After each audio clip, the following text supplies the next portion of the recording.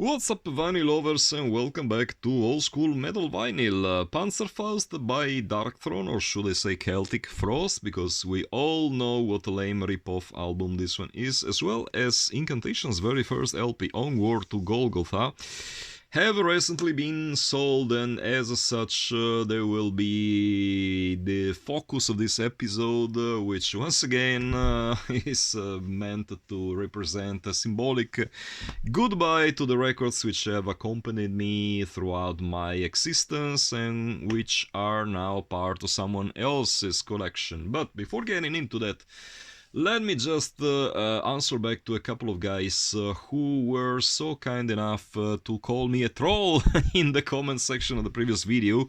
I'm referring to the one that I dedicated to Dissection. I mean, I was expecting some rather rough replies since, Dissection is one of those untouchable names in black metal, but no, I didn't think somebody would go as far as name calling and just starting off flame wars on a channel like this and accusing me of being like, I don't know, looking up for easy clicks or whatever. Guys, should I remind you, this channel is literally like, I have less than 2,000 followers. How much money do you honestly think I get out of this? I'll tell you the answer. It's a flaming €0 out of this. I'm doing this because I'm a huge vinyl fan. I used to be, at least. I partially still am one, and I just love discussing my taste with other vinyl lovers. And if you just can't stand a simple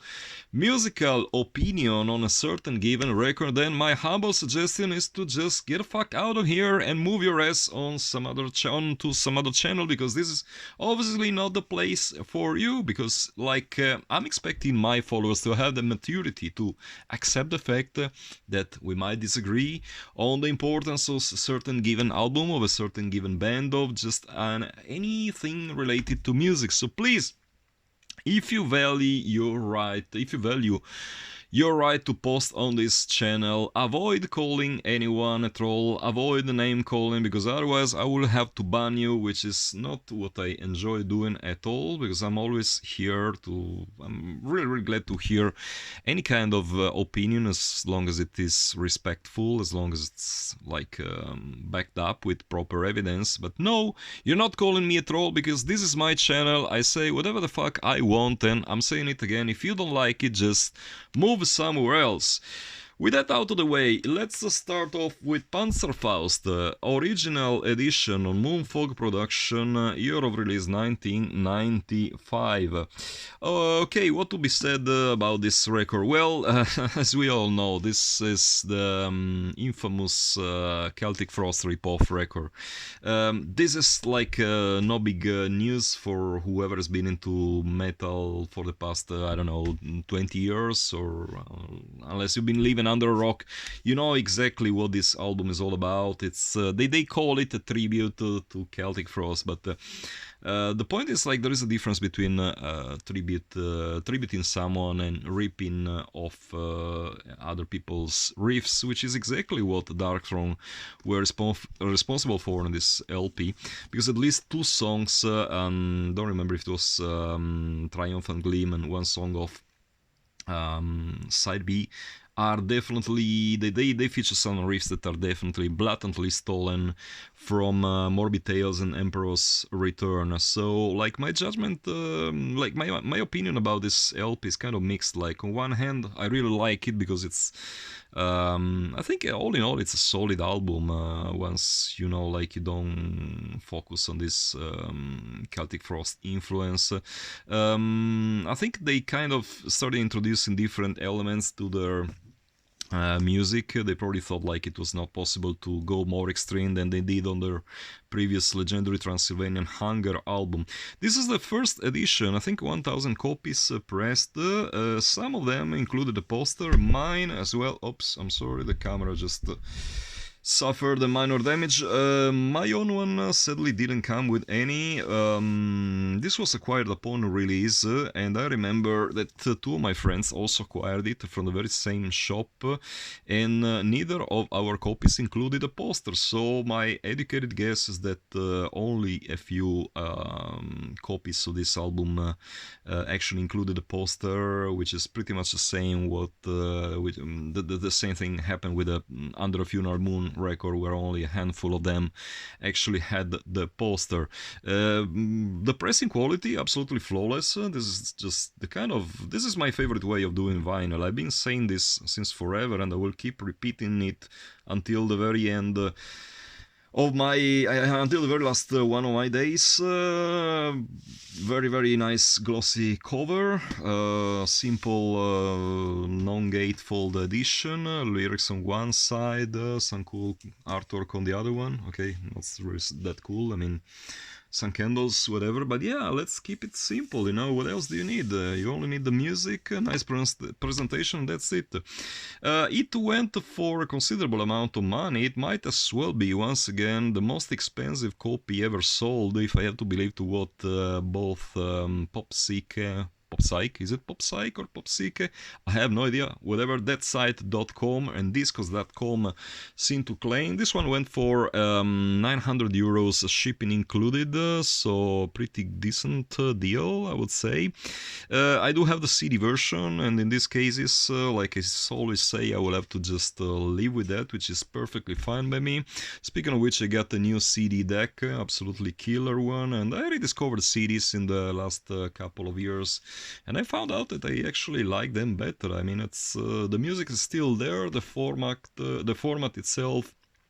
Yeah, I mean, you don't get the big cover artwork, of course, but I mean, it's much better to have, in my opinion, it's much better to have like 1,000 euros more in your bank account and play the CD than vice versa. But what the hell do I know?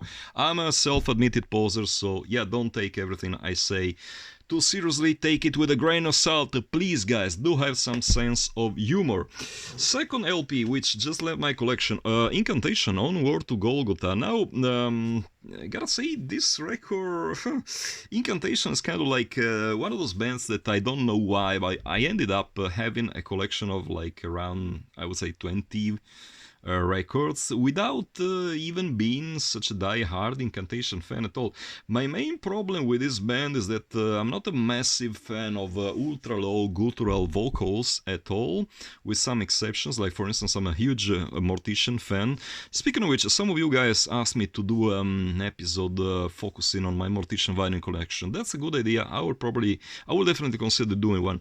But back to Incantation. I mean, this record was acquired twice, actually. Once upon the time of its release, and I didn't really think much of it because, like, once again, I was not really a big fan of the ultra low vocals. I really dig the music, but the vocals not so much, so I sold it and reacquired it a few years later from a guy who sold his own collection. It was literally in unplayed condition because, like, this dude somehow ended up with some dead stock, probably from some other shop.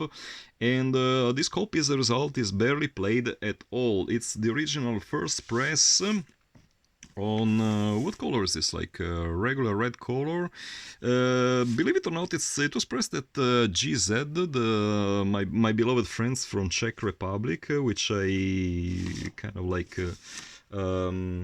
exposed several times in the past because these days their pressing quality is just getting worse and worse. They just seem to have lost the art of vinyl printing, but this record is actually flawless, you know. Like this means that there must have been a time in which GZ got their shit together.